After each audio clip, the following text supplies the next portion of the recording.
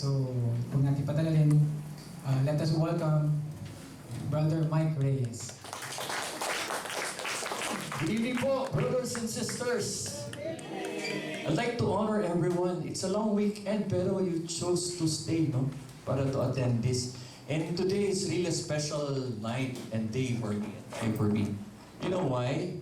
Kasi po, yung isa sa pinakamalapit po sa puso sa amin ng mag-asawa, yung couple na to, participant po ngayon ang aming inaanak sa kasal, no? Si Sarah and Gio. Nabanggit po kanina, no, yung meron akong anak si Inigo, ninang naman po niya si Sarah. Alam niyo po, nung pinanganak po si Inigo, si Sarah po yung kauna-unang dumalaw po kay Inigo. Kaya sobrang malapit po sa amin yan. Sige, habang sineset lang po, no? Okay na po? Yeah. Sige, again, no? It's your third night, no? Third session na. The first one, sabi nga po, it's about God's love, no? God, I always say this, God is seemingly insane of loving us, no? Ang Panginoon po ay baliw na baliw sa pagmamahal sa bawat isa sa atin. No? 2,000 years ago, no, pinadala niya yung kaisa-isa niyang anak, no, for us to be saved. But tonight po, this is our time to respond, no, sa pagmamahal po ng Diyos. Kanina, hindi ko naman pa babae recap, no? And explain naman po ng detalye ng ating team leader. But to start with, I'd like you to focus on this part po, no?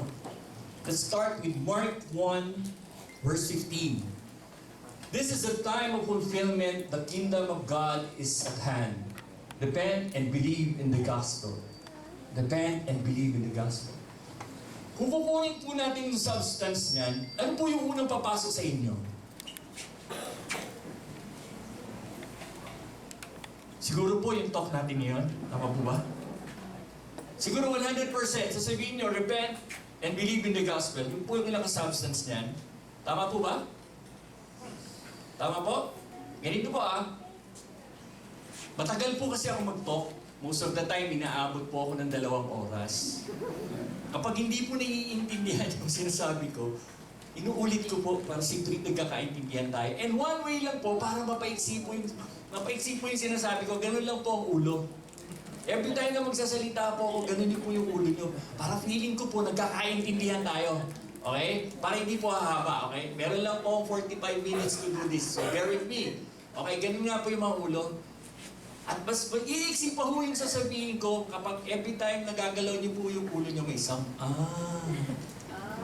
Okay? Pwede mo natin gawin yun? Para nagkakaintindihan tayo, Okay? So, again, testingin natin.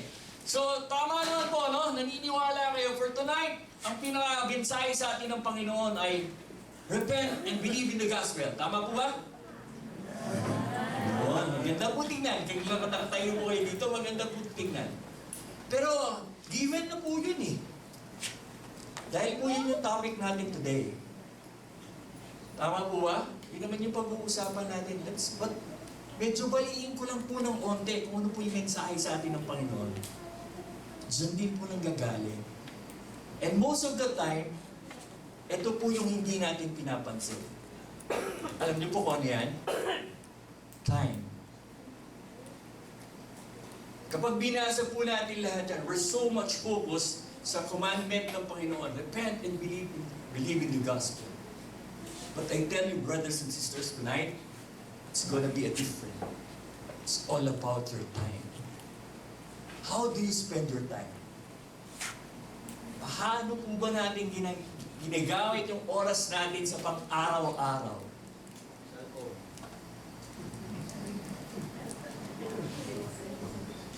Yeah.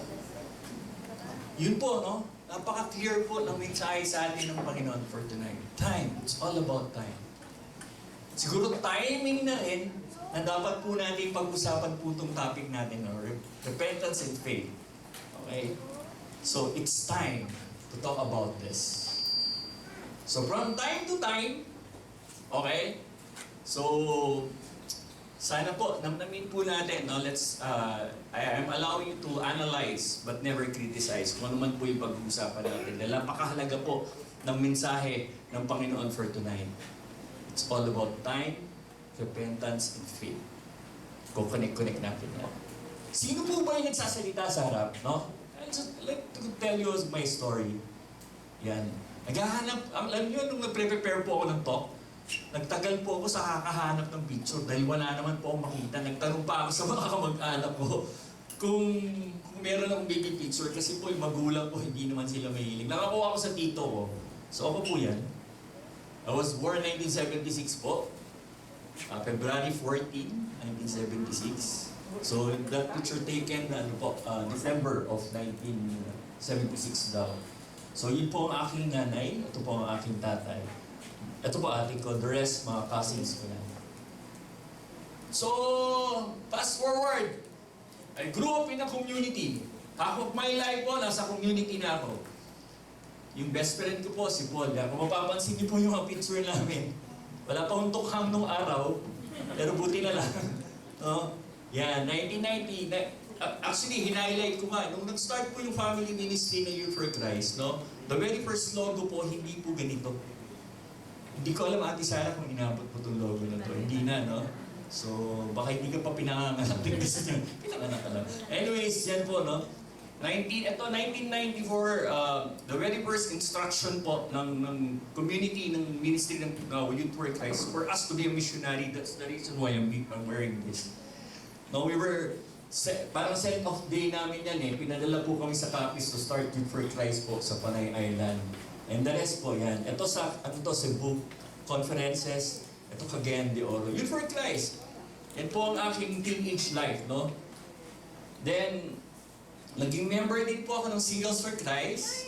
Kung saan po, yan, doon ko po na-meet yung wife. So happen, wala lang po siya ngayon, no? And being a member of Singles for Christ, I was so blessed din po dahil nabiyayaan po ko ng Panginoon to attend World Youth Day sa Toronto, Canada in 2002. 1995, magkakasama rin kami dito po sa Pilipinas naman yan. Pero 2002, again, wala pa akong tukhanan. No, yan po ang aking picture. Hindi na ako umalis sa community. For me, being a member is really a way of life po. No? Ito na po ang aking buhay. So, sabi ko nga po, doon ko na-meet yung wife ko, no? Actually, mabilis lang po eh. Parang 2003, no? August, naging kami po.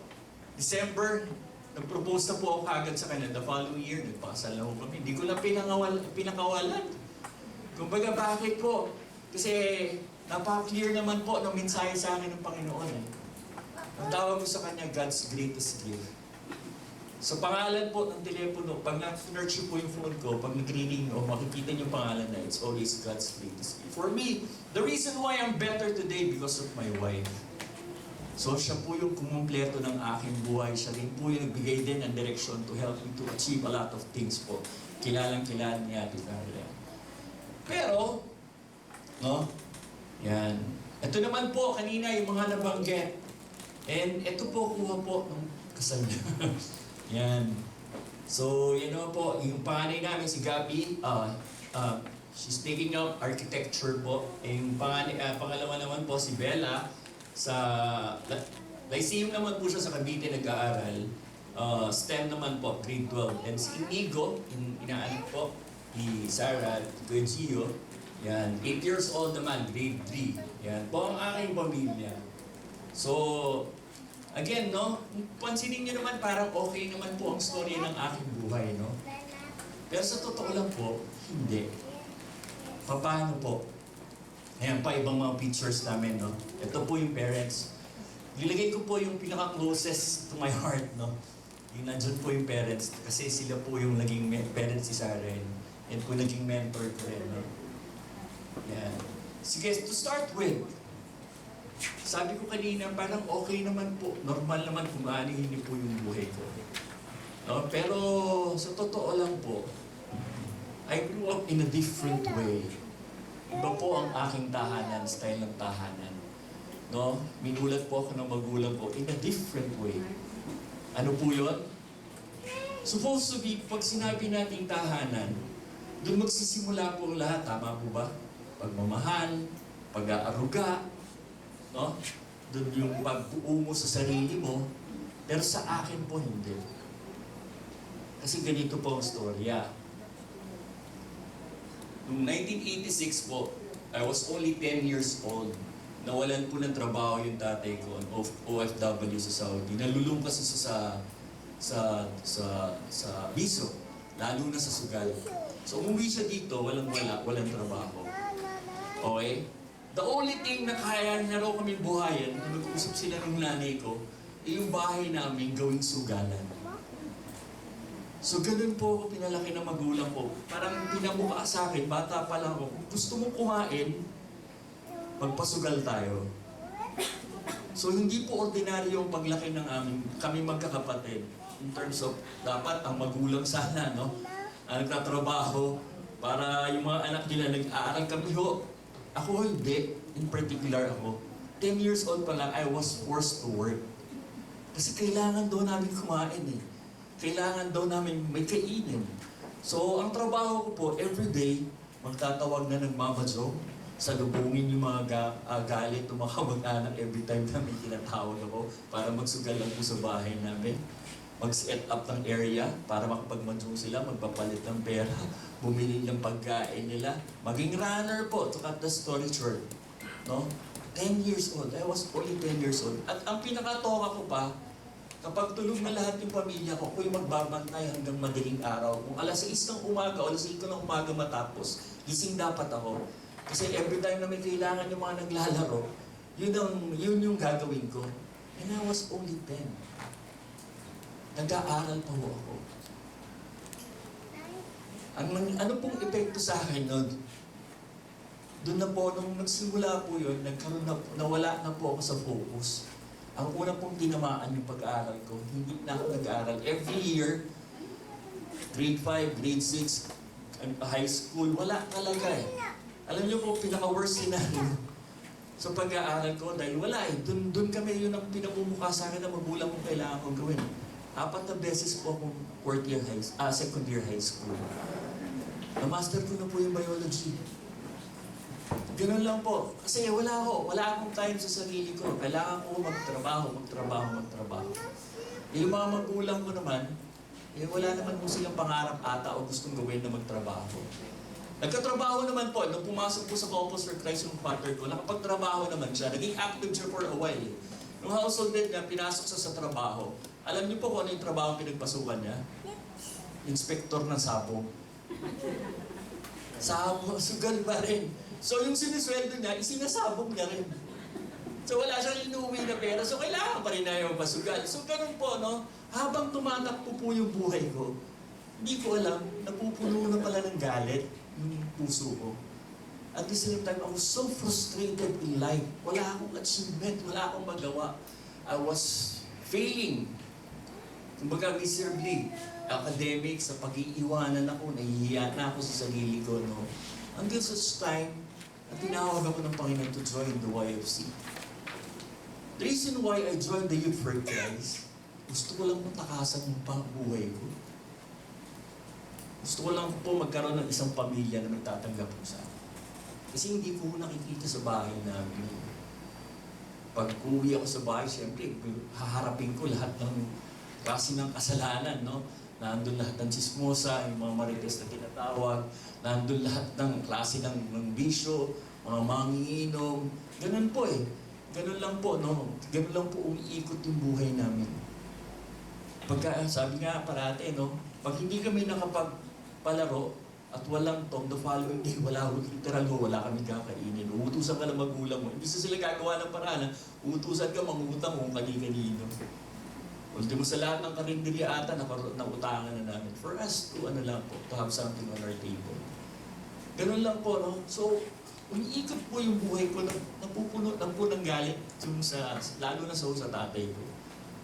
Okay? Until such time na nagti-teenager ko, ito pa yung worst scenario, nalaman ko pa, nagda-drugs pa pala siya. And there's also infidelity issue. So ako naman, kinikimkim ko lang, basta nandiyan yung Youth for Christ, okay na ako. Basta tatakbo lang ako, tatakbo. I don't see myself, even though I was active in Youth for Christ, I don't see myself having a personal relationship with God. Kailangan ko lang may matakbuhan. Kasi hirap na ako. Wala naman akong masabihan. So parang I'm living a double side of life, no? Pag nasa YFC ako, okay. Pero pag uwi ko sa bahay namin, hindi. Meron pa mga parang extreme scenario na nagdagdag din ng puot sa akin, no? Lalo na in particular sa tatay. There's one time, sa kaadikan niya magsugal, na-hospitalize yung mommy ko. Ngayon, yung pinadalan kami ng pera, ng mga relatives namin, panglabas sa ospital. Ang ginawa ng daddy ko, sinugal yung pera, nawala for 3 days. Pagbalik, wala na yung iwan yung nanay ko sa ospital.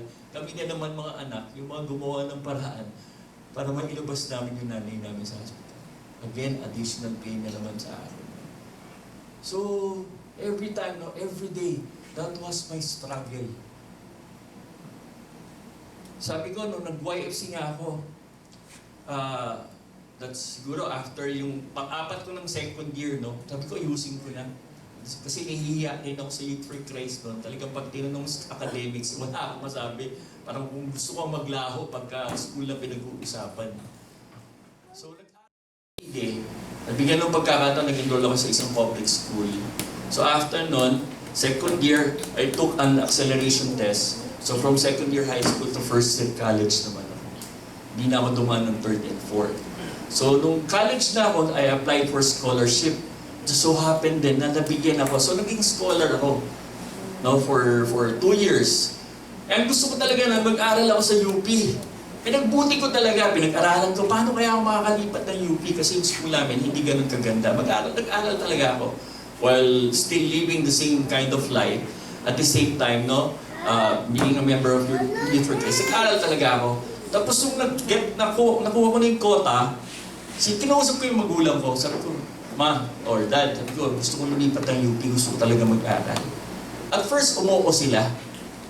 Okay? Tapos, nung inaayos ko na yung nung humihingi na ako ng tulong, biglang tinurn down nila. Ang epekto sa akin, nalaglag na naman po yung puso ko, nawala na naman ako sa focus.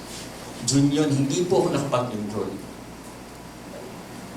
Siguro, additional galit na naman, no? Alam niyo may rason kung bakit. Hello! Kasi June yun, July, alam niyo po kung ano nangyari sa tatay ko? He got a massive stroke. 3/4 ng katawan niya na paralyzed. Okay? So, yun po yung nangyari. 3/4 ng katawan niya, sabi ko, hindi na makakagalaw. At first, nung nakita ko siya, iyak din ako, ang sakit eh, kahit galit ako sa kanya. Ang una kong tinakbuhan nun, sina Paul. Kung naaalala pa niya ni Paul at ni Choi, magkatabi sila sa street namin. Iyak talaga rin ako eh. Siguro dahil sa awa din, pagmamahal na rin sa tatay ko. Nung nakita ko yung sitwasyon, 3/4 ng katawan niya, paralisado. Grabe, 30% lang yung chance na mabuhay siya, 70 hindi. 1 month siya sa ICU, no, 3 months siya sa hospital. Nakasurvive po eh. Okay, ito na yung kailangan. Gusto kong mag-aral, gusto kong ayusin yung buhay ko, pero nawalan ako ng choice. Kasi kailangan ko i-give up lahat ng pangarap ko para tutukan lang alagaan yung taong pinakagalit na galit ako. Yun yung tatay ko. Kasi mami ko noon, nabihiyaan, kailangan niya mag-migrate sa ibang bansa. Ako na yung tatayong ina at tatay sa aming pamilya kasi mga kapatid ko noon maliit. So nagtumakbo yung buhay ko for 5 long years. Wala akong ginawa, kundi alagaan lang yung tatay ko, day in, day out. Para siyang malaking baby, kasi laki ko tatay ko. Alam ni Paul, mataba, naka-diaper, may hospital bed. Parang ganyan yung itsura niya sa loob ng bahay namin. May nag-donate ng hospital bed. So, ako po ang tatay sa nanay at taga-tingin ng mga kapatid. Again, I had so much fear then. Tumatakbo po yung buhay ko nang wala akong naaayos para sa sarili ko. Wala akong preparasyon. Basta ang alam ko lang, I was taking the day as it comes. Malagaan ko lang yung tatay ko ng maayos. May survive ko lang yung araw-araw. At the same time, malagaan ko rin yung mga kapatid ko. Hindi ho namin kaya kasi na kumuha ng mag-aalaga sa kanya para makapag-focus sa sarili ko. Wala. So yung choice ko. Pero alam niyo po, napakagaling ng Panginoon. Yung ginamit niya po yung sitwasyon kung saan yung tatay ko hindi na nakakapagsalita. Yun yung time na marami siyang naituro sa akin. Parang weird, no? Hindi nagsasalita, pero marami ka natutulan. Doon pumasok yung salitang time. How much time kaya yung ibibigay sa akin ni Lord para makasama ko pa yung tatay ko? Napaka-uncertain kasi nung health niya. At any given time, pwede bumigay siya. Pero during those time, na mas marami ako natutunan kaysa nung panahon na nakakapagsalita siya. I learned to value the relationship. I learned to let go. Nag-let go po ako ng mga bagay na nagiging sagabal po para hindi ko maibigay yung pagmamahal sa tatay ko. Yung galit ko, unti-unti, little did I know, unti-unting nawawala. Yun po yung oras na binigay sa akin. Started to parang to show more affection. Actually, ang ginawa ko nga nun, I need a reminder. Nung simula na stroke siya, nagpahaba ako ng buhok. Umabot po yung buhok ko hanggang dito. Alam niyo po yan. Hanggang dito. Alam niyo po kung bakit ako nagpahaba. Para ko sa tatay ko yun. It symbolizes po, the longer it gets, the more love and sacrifices that I will give to my dad. So habang humahaba yun, dapat mas mahaba yung pagmamahal at sakripisyo ibibigay ko sa tatay. Kaya yun namatay siya, pinapudol ko yun. Nilagay ko dun sa coffin niya. Nilibing siya. Para it's a way din ng way din ng pagpapasalamat ko sa kanya dahil natuto ako sa buhay. Alam mo no, every time natitignan ko yung tatay ko at tumitingin siya sa akin, isa lang sinasabi niya sa akin kahit hindi siya nagsasalita. Be the better version of me. Be the better version of me. Now that I'm a parent, now that I'm a father, yun po yung pangarap ko sa aking mga anak. To be the better version of me. Kasi yun po yung itinuro ng tatay ko sa akin. Alam niyo po, no? As for us, as a parent, no? Wala tayong ibang imagine kung ang goal natin ay makita yung mga anak natin na better version of us. Kung mas mabait tayo, ibig sabihin mas mabait sila. Diba? Kung masama tayo, mabuti sila. So, yun po, no? Yun po yung bagay na dala-dala ko po. Yung epekto po sa akin nung time na binigay, I started to learn, I started to grow, I started to heal, and I started to repent. Hindi naman po ako siguro masamang bata kasi hindi naman ako nagbisyo. Siguro, nangigarilyo kami ni Paul yung araw. For us lang, 2 days kung ano po talaga yung sigarilyo. Pero, ano po talaga siguro yung kasalanan ko, it's more on relationship. It's more on handling too much grudges sa puso to the point na hindi ko binibigay yung pagmamahal sa lahat po ng taong nakapaligid sa akin. When the time comes po na alagaan ko yung tatay ko, then I started letting go. Doon po ako unti-unti na nagbabago. Unti-unti na nag-aayos, nagiging maayos na po yung sarili. Okay, that's the importance of time na binibigay sa atin ng Panginoon. I want you to realize, no? You're always surrounded by your loved ones. Hindi naman din lahat kasundo natin, hindi naman din lahat, no? Okay tayo. At times, no, may mga bagay na hindi kayo na pagkakasunduan. But I want you to value your time. Kasi you wouldn't know kung hanggang anong oras lang na meron ka sa buhay mo. Amen? So, for us, no, the Lord is telling us right now, we have the time to repent. And we have time to strengthen our faith. That's the reason why you are led today to hear this message. It's not coming tonight. Kung ano man po yung naririnig nyo, it's not coming from me. Maybe my story, how somehow inspire you. But the Lord is really talking to each and every one of you. And you have time. You still have time. Right? So, again, no, let's focus naman now sa kung ano po ba yung pag-uusapan natin. Repentance. No? Alam ko naman, alam niyo na rin yan pero daanan na rin po natin. No? What is repentance? Kanina nga may tinitingnan akong papel No, halos nakasulat na rin pala yung meaning, no, para hindi na kailangan pahabain. But for us, no, for to have this better understanding about what is the Lord's telling us tonight, and the chance that He's giving us right now, repentance comes from the Greek word metanoia. What does it mean? No, a change of mind, a change of heart. Nilagay ko nga dito, the journey of changing one's mind, heart, self, or way of life to turn from darkness and face the light. Repentance affects the way you think and act, your attitude, motives, thought, and behavior.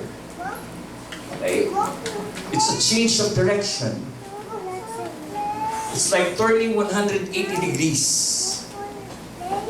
Kung ako po, yung galit ko ay papunta rito, pero nung binigyan ako ng pagkakataon ng Panginoon baguhin, I turned 180 degrees and I started to look for healing. Ang repentance po should not be 90 degrees lang or 360. Hindi po pwedeng lukewarm. When we say repentance, it's really a decision na dapat po itama natin yung mga mali natin. Baguhin natin yung kaya nating baguhin. For us to be a better son, for us to be a better daughter, for us to be a better brother. Okay po? Asking for forgiveness. When I gave this talk po, I still remember to eh. Nung binigay ko po itong talk na to, huling binigay ko itong Youth for Christ po ako eh. Ang title nito sa Youth for Christ, tama? Repentance and Faith, Healing and Forgiveness. Tama ba, Ate Sarah? No? So, when you ask for forgiveness, it's also one way then of processing the healing inside you. Okay? And you know, when we talk about repentance, it's not only you. No, yung kailangan mabago. Yung chance mo rin, kapag humingi ka ng tawad, yung taong pwede mo rin baguhin. Another thing, and when you do repent, when you are repenting, you must full surrender yourself to the Lord. Hindi na pwedeng, Lord, ito lang muna, yung ikakahon nyo lang, ito lang muna babaguhin ko. Okay? Hindi po pwedeng gano'n. Kailangan po, it's a total surrender. No? Repentance means, when you are with Christ, you turn away from sin, evil, and wrongdoing. Napakasimple lang naman po yan eh. Kasi, syempre po, hindi yan yung bagay na hindi pwedeng i-bargain ng Panginoon eh. Kung sa akin ka, dapat wala yan. Ganun lang po kasimple. Do you know the story of the song Create in Me? Alam niyo po ba yung kantang Create in Me? Hindi. Alam ni Paul yun, kakantayin mo. Tingnan ito, like, Create in me a clean heart, put a new and right spirit, sing with me, within me. Cast me not away from your presence, and take not your Holy Spirit from me. Alam, napakinggan niyo na po yung song na yan. Pero alam niyo po ba kung anong story niyan? Kung sino po ang gumawa ng lyrics na yan, it's King David.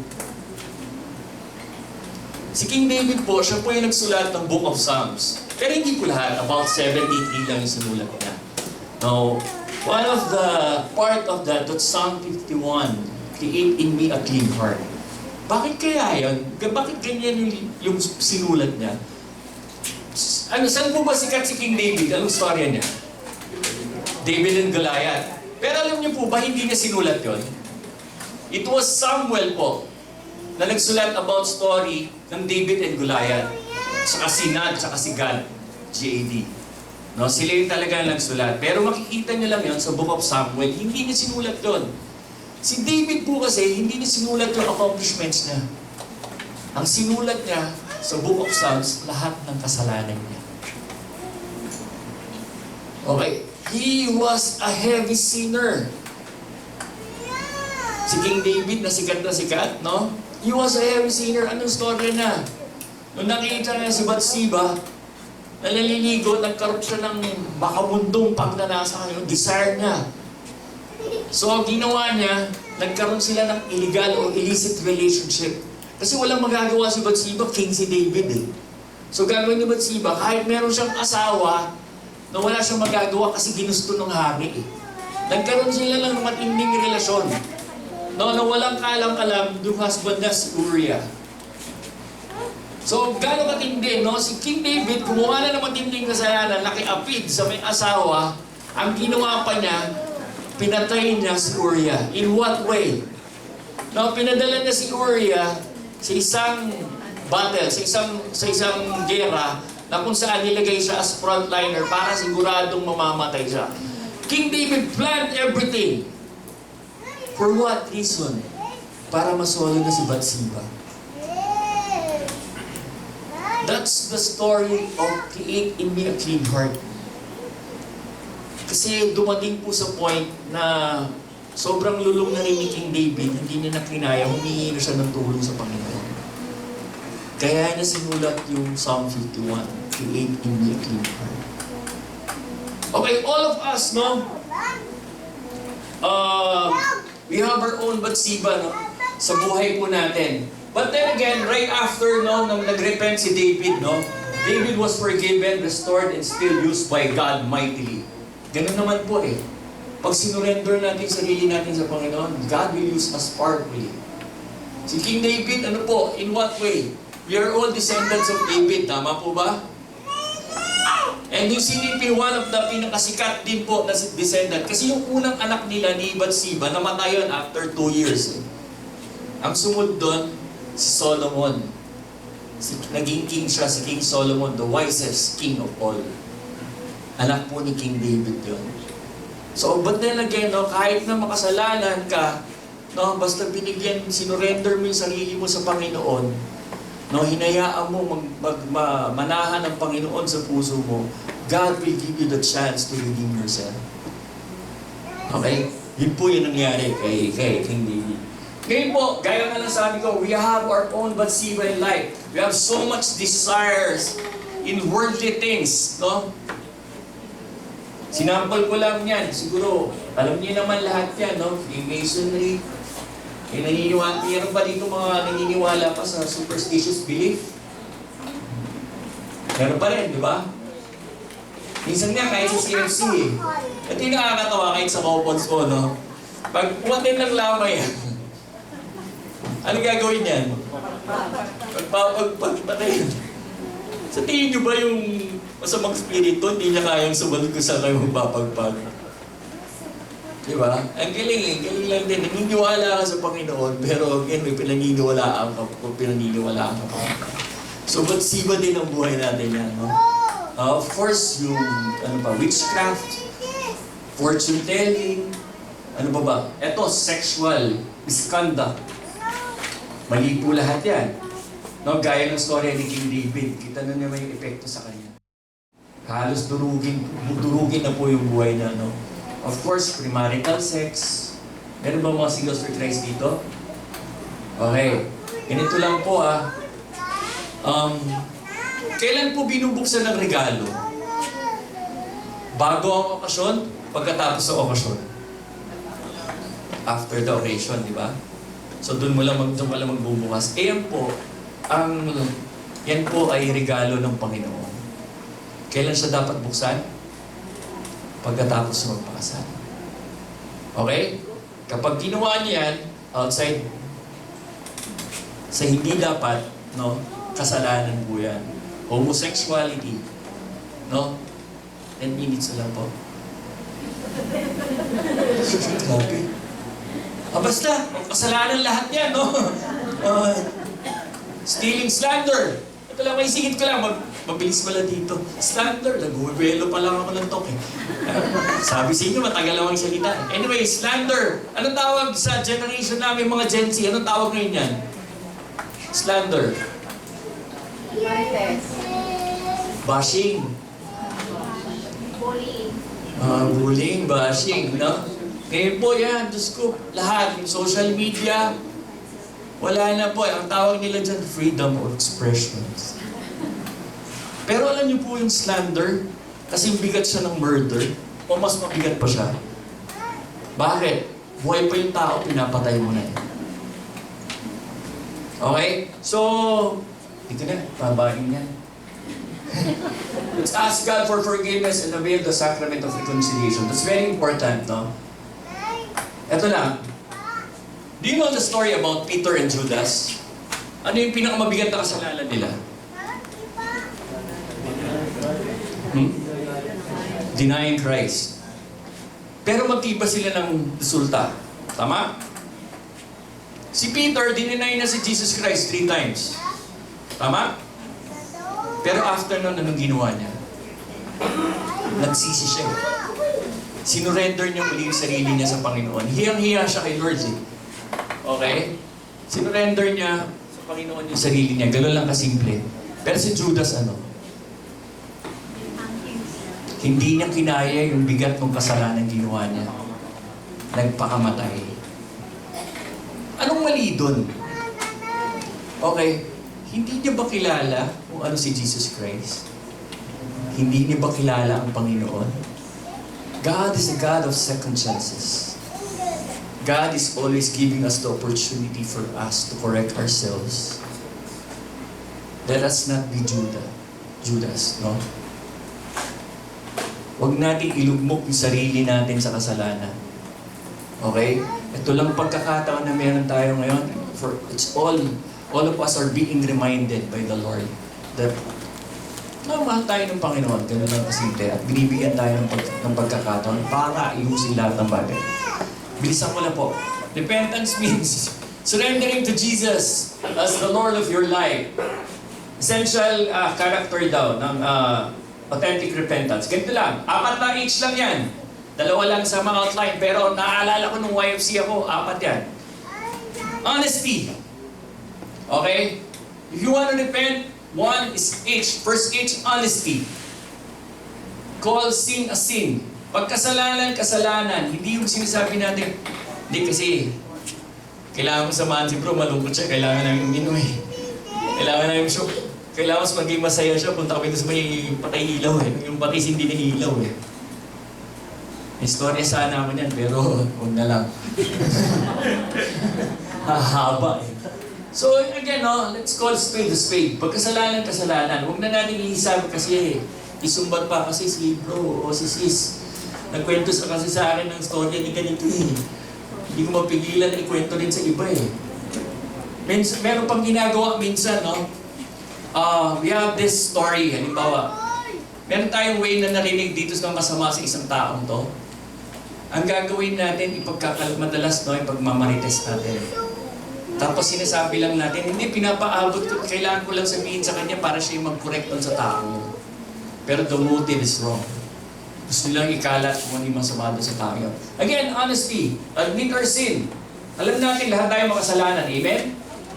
Pero alam natin lahat, meron tayong pagkakataon para ayusin ito. Okay? Humility. Kung gusto mo magbago, hindi mo kaya mag-isa.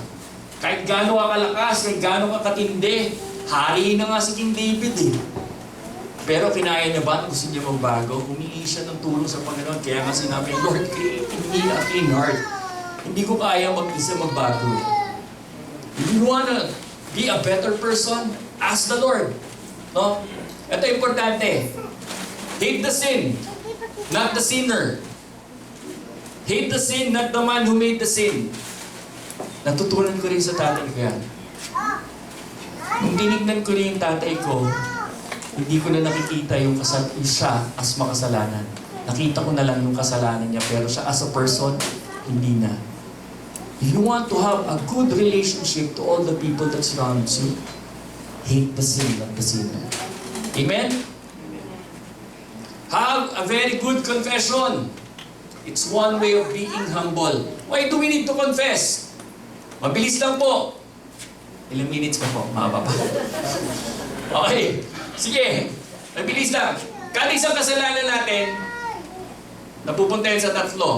Okay, times 3 kagad yan. Why do we need to confess? Lalo po sa pare. Kapag nagkasala tayo sa Panginoon. Tama? Sino po ang inanoint ng Panginoon para mag-forgive? Please. Pag nagkasala tayo, pangalawang pagkakasala natin, nagkasala tayo saan? Sa simbahan. Who represent the church? Priest. Okay? Pangatlo po, pag nagkasala tayo, nagkasala din tayo sa sarili natin. Sino po ang pwedeng tumulong sa atin para maging mas okay po tayo? Pare. That's the reason why we need to go to confession. That's how the Lord na, kumbaga, inanoint po ang mga pare for us, for them to be the channel of forgiveness and acceptance. Okay po? Repentance requires faith. Mabilis na lang po. What is faith? Faith is the realization of what is hoped for and evidence of things not seen. Hebrews 11:10. Ganyan ko lang po sinagot, no? I-analyze na lang natin. Faith is the realization of what is hoped for. Faith makes our hope real because of hope is anchored in God's presence. For example, madali na lang natin. No? Yung mga farmer, nagtatanim sila ng seed. No? Without them, parang thinking, gaano ba karami yung magiging harvest ko? Kailangan po bang mag-harvest ng 10 truck kung kailangan? Hindi po nila ganun tinitignan. Naniniwala lang sila at nananampalataya sila na once na magtanim sila, mag-harvest sila someday.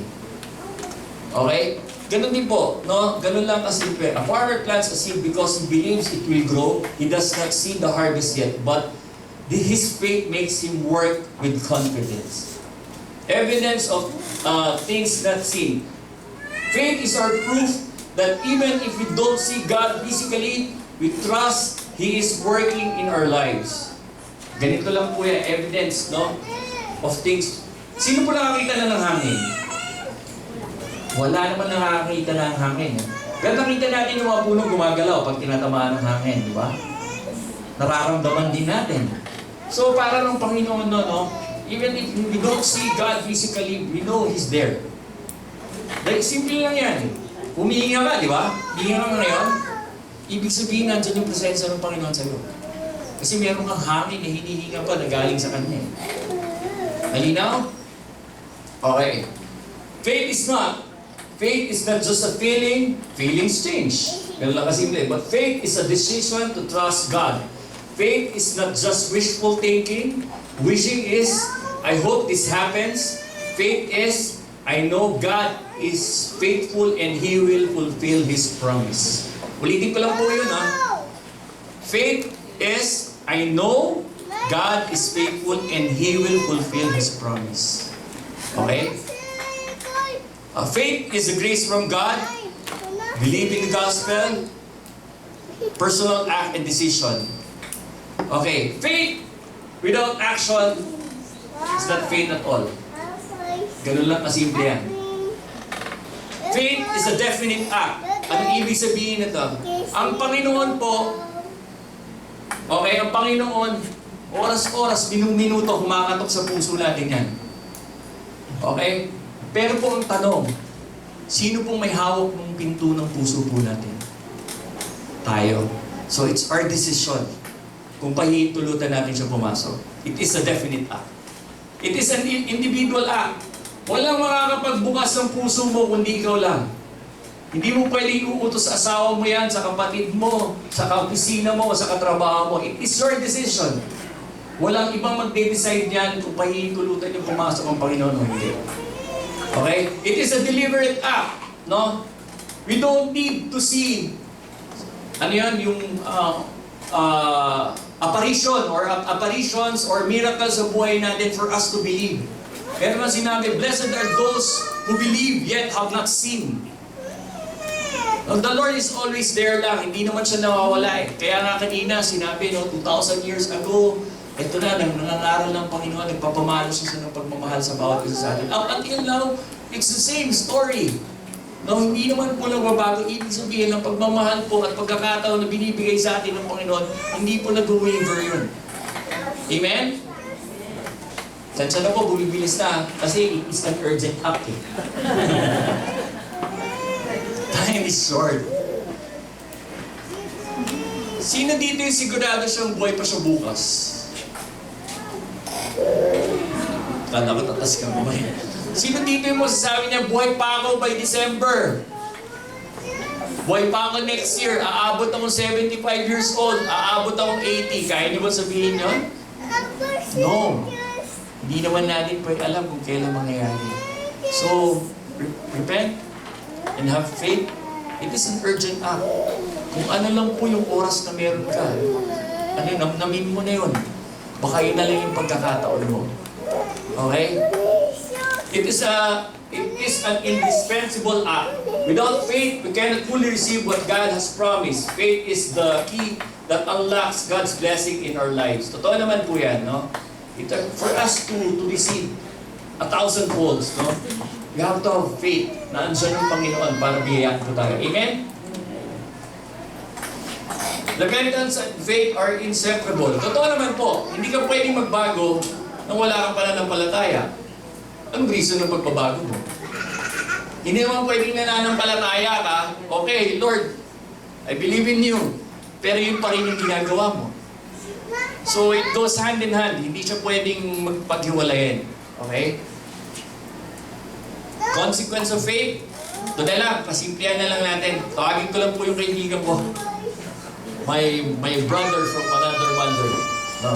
Kasi may hilig mag-magic to eh. Yan. Para lang po, not for you to have, kasi po, sinisenyasan na po ako ng time na eh. may nakukuha po ba? No? Sige. Buti naman po. Kasi po, yung nakaintindi po lang to. Sino pong nakaintindi ng to? Malinaw naman. Sino pong hindi? Uulitin ko po mula sa mga. Sige, simplihan na lang po natin. Okay. Ginagawa niyo to sa wives? Hindi pa. Hindi pa lang to. What? Caesar kasi to. Natutunan lang ito nung panahon na nagiinom ako. Sige, ikaw na lang gumawa. Sige, ganito yan. So, when we were baptized, nung bata pa po tayo, napakalinis po ng puso at isipan natin. Napakalinis po ng buhay natin. But as we grow older, the cup symbolizes our sins. Okay? Sige, ikaw na gumawa pa. Magpakwento ko na lang. So habang lumalaki tayo, no? Buhos lang. Habang lumalaki po tayo, nagkakasala tayo, di ba? Lumalaki ka uli, no? Nag-elementary ka lang, nag-start ka ng mangupit. Parang ako, no? Parang ako, namumupit ako sa tonglo nung araw eh. Doon ang pambawi ko pala, hindi ko na ikwento, no? Nung panahon na hindi ako nagtatrabaho ko, as runner ng madyuman namin, lakas ko pong mangupit. Eh, hindi ako nakakapasok sa eskwelahan. Paano po nalalaman nila? Hindi nila nalalaman na hindi ako pupasok kasi umalis pa rin po ako. Tumatakbo ako sa computer shop. So lahat ng kinupit ko, doon ko ginagawa. Kaya bata pa lang ako, ganyan na. Magaling na ako mangupit. So habang tumanda, lahat tayo, no? Nag-college tayo, may asawa na tayo, natuto tayo manloko, natuto tayo mga lamang sa kapwa. Ganyan po ang klase ng buhay natin. Punoy mo pa. Bus mo na yan. Alam na yan. So kung titignan po natin, hello. Kung i-examinin po ang buhay natin lahat, no? Ganito po kaitim ang puso natin. Ganito po kaitim ang budhi po natin. We are all sinners. No? Kaya lang, baka ngayon lang, nagkakasala na tayo eh, di ba? Kasi we're all, Satan, pato lang sa mga oras na to, hindi naman po tumitigil si Satan na pag-tempt tayo na maging makasalanan tayo. But, you know, brothers and sisters, the grace from God and allowing us to repent and have faith is what you see in the water. Ito po yung kayang gawin ng Panginoon. Sige na, ikaw na. Kapag baguhin po natin, if we repent and have faith. Mamapin na lang po namin tumatapon po ah. So yan, if you're going to allow the Lord to be your Savior and allow the Holy Spirit and all the graces po. Bilisan mo na bro. Ito po yung kaya niyang gawin sa buhay natin. That's a consequence of repenting and having a strong faith in God. Okay? Hindi ko na po pahabain, no? Ganyan lang po naman kasimple yung talk eh. Pero ganito lang po. As I end, no? Meron pong isang bagay na hindi alam ang Panginoon. At naniniwala ako doon. Ano po kaya sa tingin niyo? Akala po natin alam ni Lord lahat? Hindi. May kaisa-isang bagay na hindi siya alam.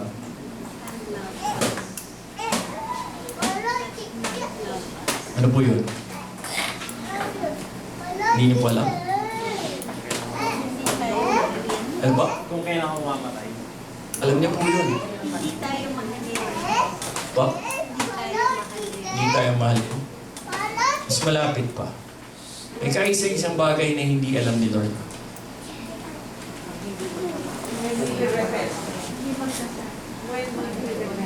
Hindi alam ni Lord kung pipiliin niya siya.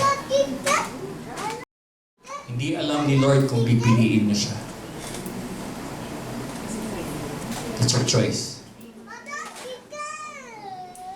Okay, for these brothers and sisters, may God be praised. Maraming salamat.